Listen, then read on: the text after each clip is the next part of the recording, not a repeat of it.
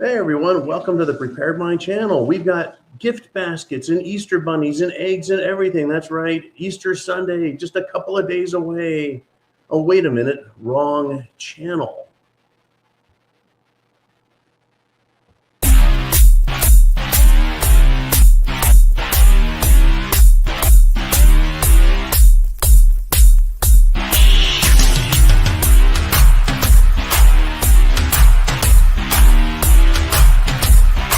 Screw your freedom.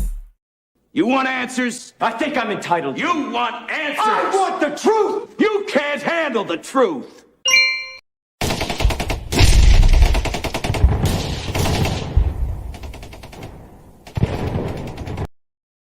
Well, we don't have Easter baskets at the preparedmind.club, but we do have prepper chow. We do have access to ammunition, self-defense items. We have all those things you need to help you get to a condition of preparedness called food, water, shelter, clothing, medicine, means of self-defense, right? Get prepared. I know you know the message, and I won't stop saying it because that's our job. It's our mission here. Now, it is Good Friday. We got Passover here, so Christians and Jews of all types, and I don't know what the Muslim holiday for spring is, and there's too much to worry about. Jiminy crickets. Anyways, here we are. Creeping war and SHTF, folks. Now, where are we at in the world? We're in big, big trouble.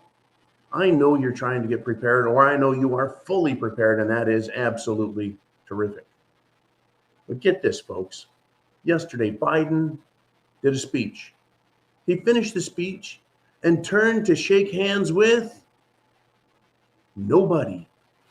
The President of the United States, folks, has lost his marbles absolutely. He thought he was supposed to shake hands with somebody. There's no one there. There was no one that was supposed to be there. It is beyond embarrassing, and he is the most powerful man in the world. The President of the United States is supposed to be top tier, as in number one at the very top for economic and military power, commander-in-chief. This guy doesn't know where he's at, gets lost, tries shaking hands, puts his hands out to shake with nobody. It's embarrassing. And then the rest of the world is like, well, what do we do?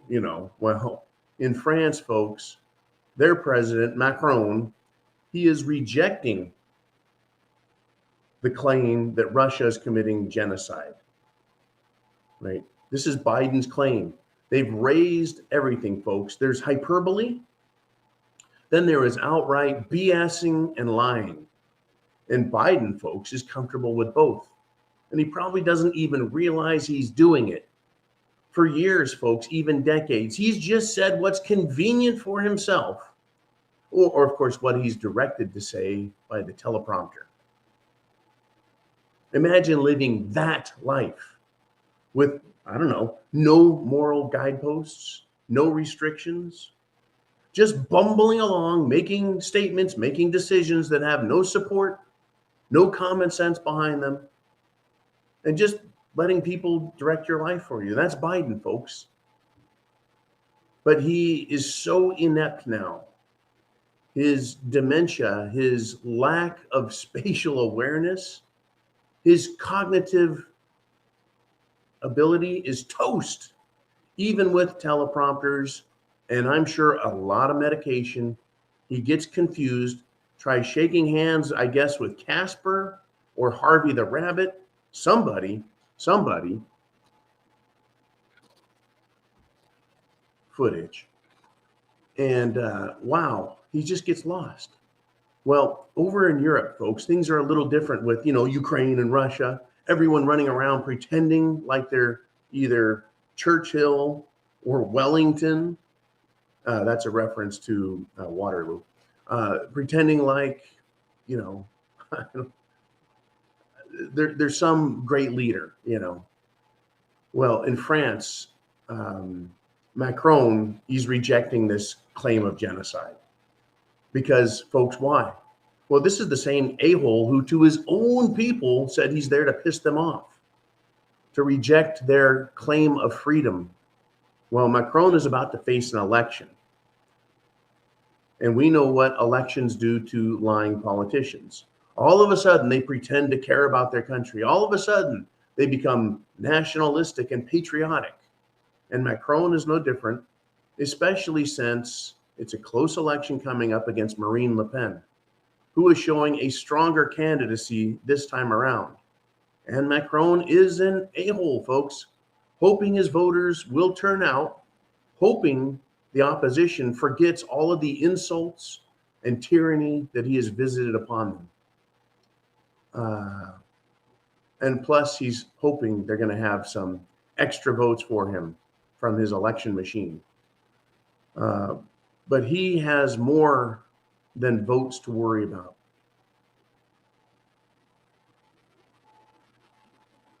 France and the rest of Europe have to fear the consequences of Russia to a greater extent than Biden and the DC swamp. Right? Energy, food, resources in Europe, natural resources are all tied to Russia in one way or another. Their price is tied to Russia because Russia is a supplier. They need fertilizer from Russia for the crops that they do grow. I mean, Europe does feed itself to a large extent. And you get better yields and bigger yields, right, with fertilizer, but they pissed off Russia. So this is where they're at. Right? And Macron knows it. So do the people who face not only hardship, but the threat of war with Russia have something different to consider than Biden, who's bumbling around the stage?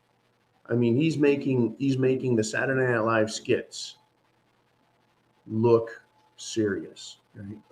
You know, so to call Putin a thug is one thing, right? Accusing them of genocide is quite a different thing. And the escalation in the rhetoric is not helping the people of France or anyone in Europe. So who is it helping, right? Who benefits? The bankers, you bet.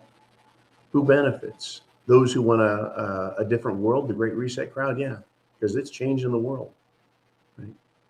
So, yeah, calling Putin a thug is one thing, and accusing him of committing genocide is another. Russia is not Serbia, right? Remember when Slobodan Milosevic was, killing people, right? If anyone can make claims of genocide or ethnic cleansing, Putin could share in that and have probably better claims than Biden has, because he's got reports of Zelensky's Azov battalion, the Ukraine military, killing many thousands of ethnic Russians in Donbass and other areas. So it is a nasty area. It is a nasty war. It's creeping up bigger and bigger. We have economic, energy, military, SHTF to consider in Europe. And here in America, people want to pretend like everything's copacetic, like it's just fine, right? But war is ugly, and it takes a huge toll on the people. SHTF is here now, started, and it's creeping into much worse areas. Now, you are needed, counted on, to do what is necessary, the right thing, right? And no one else is going to do it for you. Help yourself, help others, get prepared. Thank you for supporting this network, which is about free speech. It is going to be Easter Sunday and Passover. What is life really about? Here's some questions we get to ask ourselves. And I tend to ask myself these questions at Christmas time and, of course, at Easter time. What are we doing here? And what is most important? What helps short term? What helps long term? Well, looking at what these people are doing, these people in charge, they're not helping us in any event because they don't really care about us. And so they use these systems for control and manipulation, right? They're systems. War, famine, and pestilence, right? Their leader is death. War, famine, and pestilence. What are we being visited with? Pestilence, cerveza bug. War with Russia. Famine. Again, blame Russia. Cut the food supply. Make life difficult. You know, if it's not about death, it's certainly about control and power. So get prepared. Have a happy Easter. We will do, right, another video here, and then we'll do Free for All Friday. We'll take Sunday off and be back Monday for Monday Night Live, because I want everyone to have a nice, happy Easter Sunday, Passover. And then when we're done with that, all of this is waiting for us, waiting for you.